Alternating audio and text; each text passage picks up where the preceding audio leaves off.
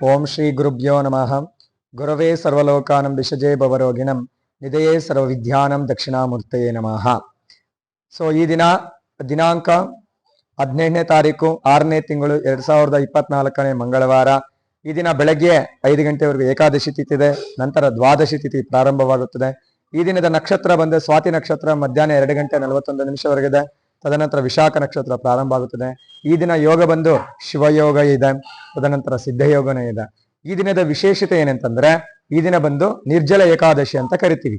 So ನಿರ್ಜಲ ಸೂರ್ಯ ಉದಯದಲ್ಲಿ ಏಕಾದಶಿ ಬಂದಿರೋದ್ರಿಂದ ನಿರ್ಜಲ ಏಕಾದಶಿ ಅಂದ್ರೆ ನಿರ್ಜಲ ಏಕಾದಶಿ ಅಂದ್ರೆ ಪ್ರತಿ ತಿಂಗಳು ಏಕಾದಶಿ ತಿಂಗಳಿಗೆ 2 ಬಾರಿ ಬರುತ್ತೆ. ಸೊ ಈ ವರ್ಷ ಈ ಜ್ಯೇಷ್ಠ ಮಾಸದಲ್ಲಿ ಬರುವ ಏಕಾದಶಿಯನ್ನ ನಿರ್ಜಲ ಏಕಾದಶಿ ಅಂತ ಕರಿತೀವಿ.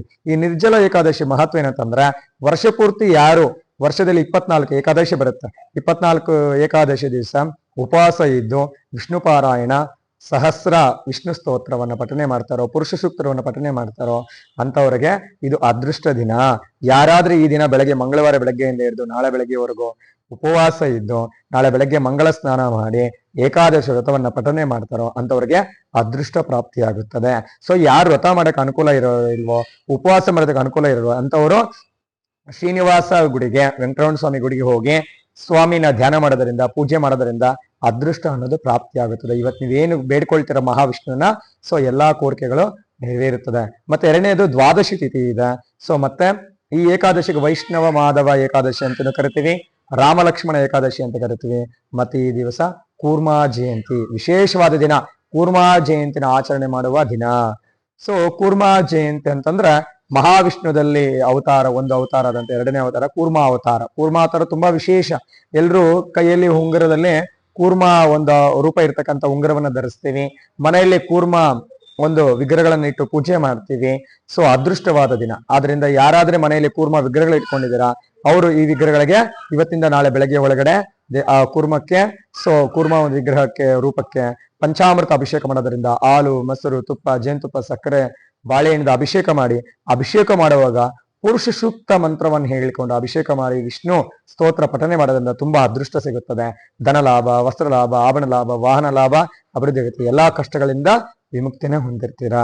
ಮತ್ತೆ ಯಾರಾದ್ರೆ ಕೈಯಲ್ಲಿ ಕೂರ್ಮಾ ಒಂದು ಉಂಗುರವನ್ನು ಹಾಕೊಂಡಿದ್ದೀರಾ, ಈ ದಿನ ಇವತ್ತು ಬೆಳಗ್ಗೆಯಿಂದ ಹಿಡಿದು ನಾಳೆ ಬೆಳಗ್ಗೆ ಸಂಜೆ ಒಳಗಡೆ ಒಂದ್ಸಲ ಅದಕ್ಕೆ ಅಭಿಷೇಕ ಮಾಡಿ ಮತ್ತೆ ಕೈಗೆ ಧಾರಣೆ ಮಾಡೋದ್ರಿಂದ ವಿಶೇಷವಾದ ಅದೃಷ್ಟ ಅನ್ನೋದು, ಲಕ್ಕಿ ಅನ್ನೋದು ಪ್ರಾಪ್ತಿ ಆಗಿರ್ತದೆ.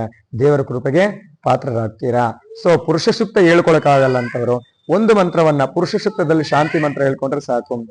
ಆ ಮಂತ್ರ ಏನಂತಂದ್ರೆ, ನೀವು ಯೂಟ್ಯೂಬ್ ಅಲ್ಲಿ ಕೂಡ ಪುರುಷ ಸೂಕ್ತ ಮಂತ್ರ ಹೊಡೆದ್ರೆ ಕೂಡ ಮಂತ್ರ ಬರುತ್ತೆ. ಆ ಮಂತ್ರ ಪಠನೆ ಮಾಡ್ಕೊಂಡು ನೀವು ಅಭಿಷೇಕ ಮಾಡಿ ಕೂಡ ಮಾಡ್ಬೋದು. ಎಲ್ರು ಹೇಳ್ಬೇಕ ಮಂತ್ರ. ಪುರುಷ ಸೂಕ್ತವನ್ನ ಎಲ್ರು ಕಲಿಯಕ್ ಆಗ್ಲಿಲ್ಲ ಅಂದ್ರೆ ಪರವಾಗಿಲ್ಲ, 2 ಲೈನನ್ನ ಮಾತ್ರ ಕಲಿಬಹುದು.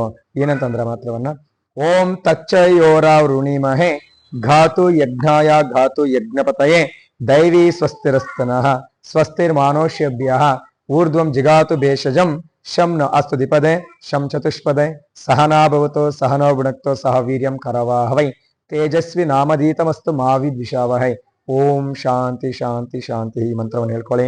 ಓಂ ತಚ್ಚಯೋರ ವೃಣಿಮಹೆ ಘಾತೋ ಯಜ್ಞಾಯ ಘಾತೋ ಯಜ್ಞಪತಯೇ ದೈವಿ ಸ್ವಸ್ತಿರಸ್ತನಃ ಸ್ವಸ್ತಿರ್ಮಾನುಷ್ಯೇಭ್ಯಃ ಊರ್ಧ್ವಂ ಜಿಗಾತ ಭೇಷಜಂ ಶಂ ನ ಅಸ್ವದಿಪದೇ ಶಂ ಚತುಷ್ಪದೇ ಸಹನಾ ಭವತೋ ಸಹನೋ ಭುನಕ್ತೋ ಸಹ ವೀರ್ಯಂ ಕರವಾಹವೈ ತೇಜಸ್ವಿನಾಮಧೀತಮಸ್ತು ಮಾ ವಿದ್ವಿಷಾವಹೈ.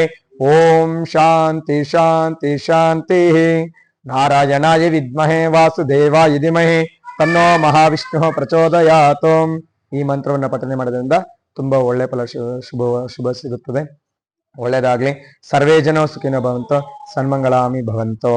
ಎಲ್ರು ವಿಷ್ಣು ದೇವರನ್ನ ಆರಾಧನೆ ಮಾಡಿ ಕೂರ್ಮಾ ರೂಪವನ್ನ ಪೂಜೆ ಮಾಡಿ ಎಲ್ರಿಗೂ ಒಳ್ಳೇದಾಗತ್ತೆ. ಶುಭಂ ಭೂಯಾತ್.